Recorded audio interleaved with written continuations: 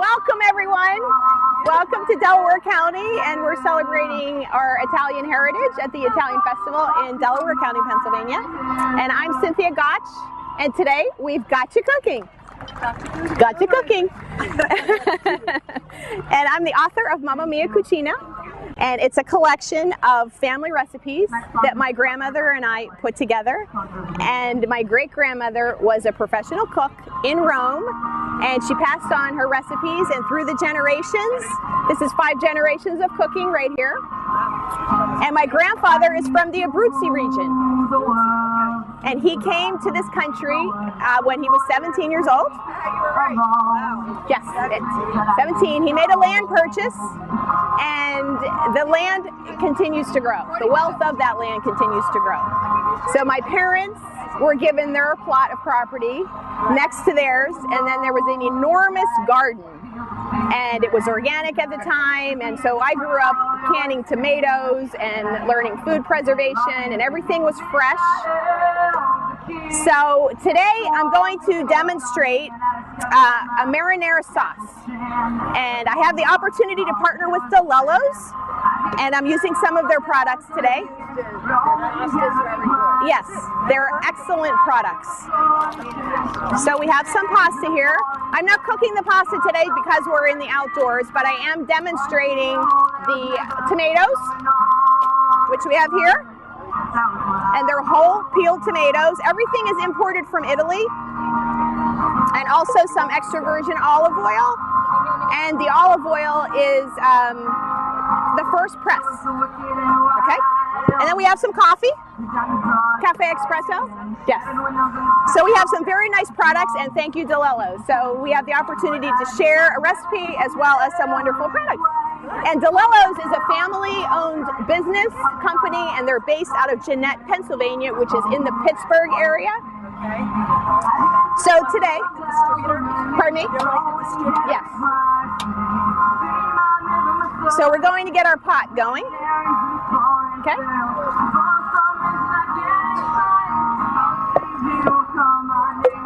Now what we're going to start with is the onion. Fresh vegetables, no meat. This is strictly tomatoes and a lot of good flavor, okay? So to begin with, we're going to take our onion, and I love to talk about the onion. This is how it grows in the ground. These are the roots. This would be the stem, okay?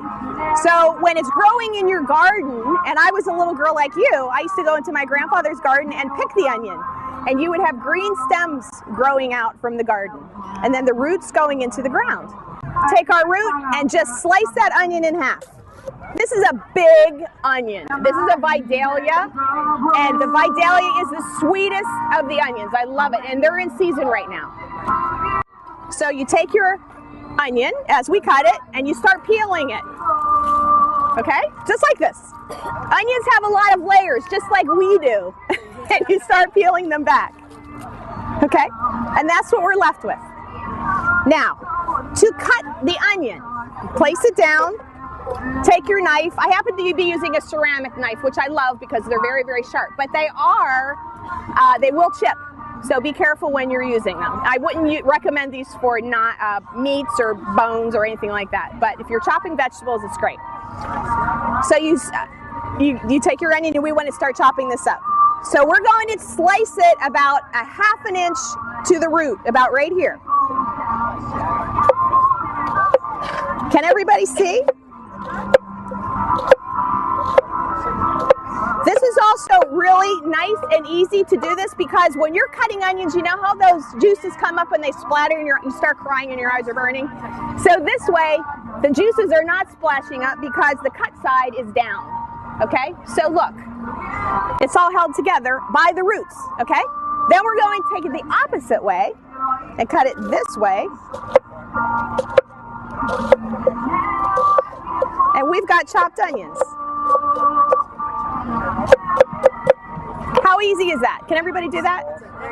Can you do that? Okay. And while I'm finishing the other half, I have my pot heating up, and I'm using the extra virgin olive oil, and I'll put the olive oil as well as the onions and everything in the pot at the same time. when I'm making soups and sauces, I like to bring everything to temperature first instead of heating the oil, because when you heat the oil, it kind of diminishes some of the flavor. So when you're making sauces and soups, you want to keep that flavor in there, okay? So I think we're nice and heated now because it's starting to move away and break down. And we're tossing our onions in. Hear that sizzle? That pot is ready to roll.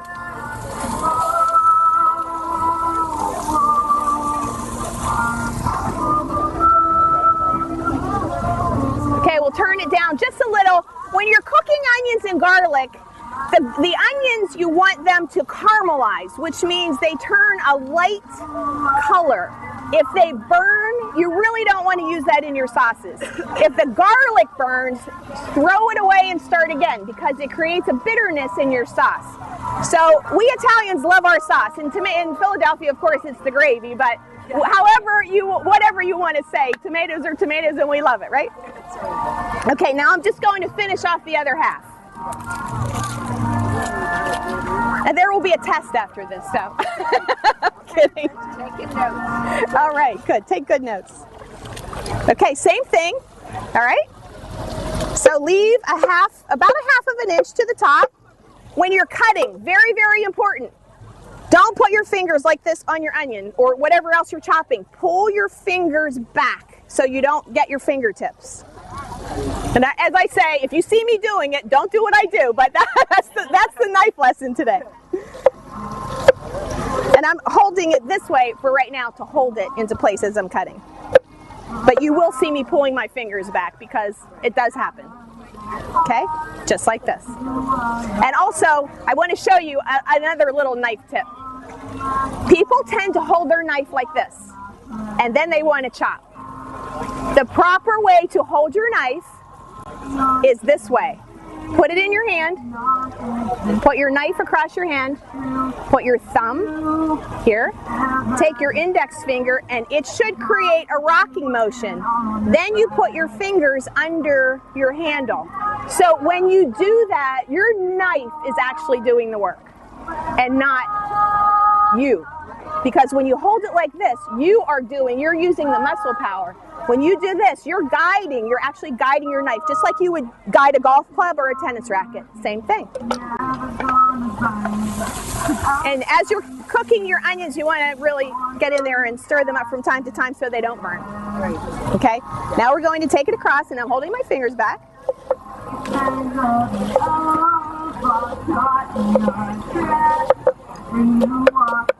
Incidentally, when you're cooking and you're cooking onions and garlic, you don't have to cook anybody else. Your neighbors will stop by and say, "What are you cooking for dinner?" And you can tell them anything you want. But it smells wonderful.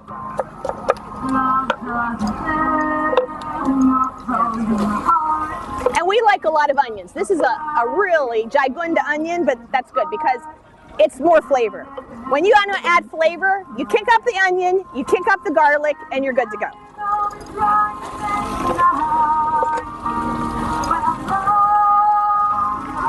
Okay, we'll stir this up for a little while before we chop up the garlic. But can you smell the olive oil even? And I want to talk about this for a moment because DeLello's, of course, has this wonderful product, which is an extra virgin olive oil. It is the first press, which means it is imported from Italy also, where there's wonderful olives are growing. And the first press, when you're pressing oil out of the olive, the first press contains the most flavor. Then when you get to the next press, and then the next, and by the time you get to the last press, that's where you're eating or tasting the light olive oil, because it contains the least flavor compared to the most flavor. And there's a purpose for each one of those, incidentally. I use the extra virgin for almost everything because I love it. Love it, love it. Okay, now we're using some garlic. Now we're talking, right? Just taking off the loose leaves. This is a bulb of garlic, and I like to tell people this because Some recipes call for a clove, and I've had people call and tell me, but I used only a clove and it was too much garlic, and I said, show me, and they said, I used this, and I said, well, that's a whole bulb, so that's important to know. So you want to take your garlic, turn it upside down. Here are the roots, same as the onion, the roots and the stem. Take the stem side, just crack it a little bit to open it up. See how it opened up? Yeah, and that's easy to break apart. And you want it to be fresh. If you buy garlic and it's starting to open up, it's too old. It's been on the shelf too long. So you want it to be nice and tight because it's the freshest. Now, we all know of those little handy-dandy garlic presses, and some people swear by them and they love them.